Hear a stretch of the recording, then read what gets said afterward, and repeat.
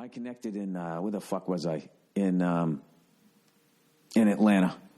And I saw this woman walking by, and she had on a Falcons hat. And I was like, you know what? Good for her. There's a real fan still wearing the Atlanta shit, right? And it was a red hat. But then I also noticed that she was wearing red sneakers.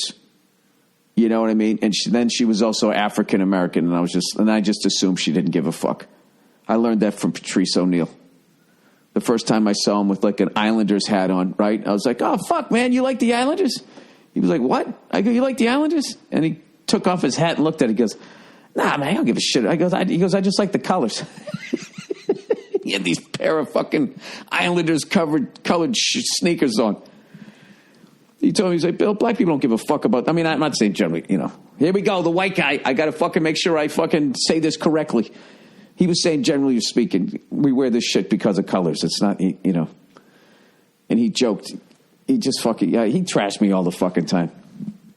So anyway, so I looked at her, and I did that Patrice conversation just popped into my fucking head, and I was just like, she probably just needed a hat to go with those fucking shoes.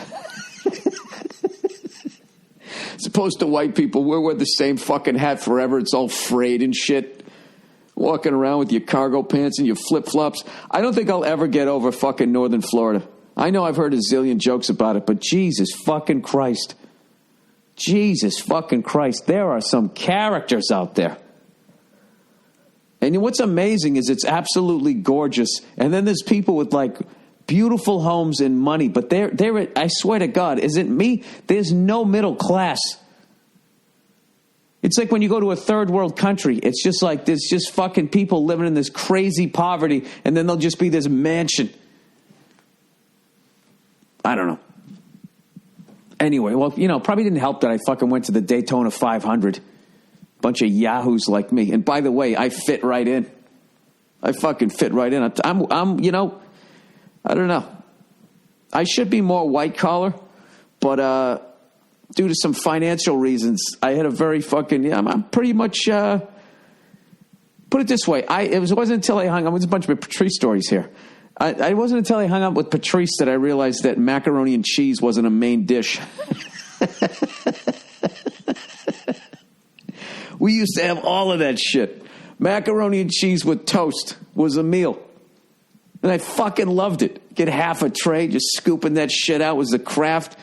I've talked to you guys about this. Chicken a la king on toast. Chip beef on toast. I fucking hated that shit. Chicken a la king was also gross. Those are, you know, your mother's fucking working. She comes home. She's got 90 kids. Opens up a couple of cans, throws it in a pot, and makes some toast. Yeah, eat it up, you fucking animals.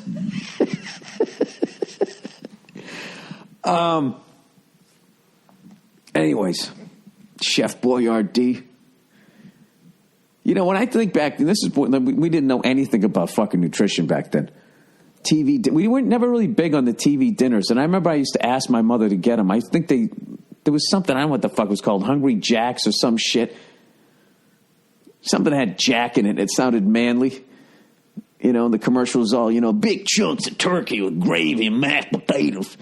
And I was sitting there going, that looks fucking delicious. I don't know. We just we didn't cross that line with the fast food. You know, I remember steakums. Those were my favorites. I would be sitting, not paying attention in the last 3 periods of school when I was in middle school, junior high, whatever the fuck you call it, just thinking about the steakum that I was going to make when I got home. That's all I gave up. That was a game changer.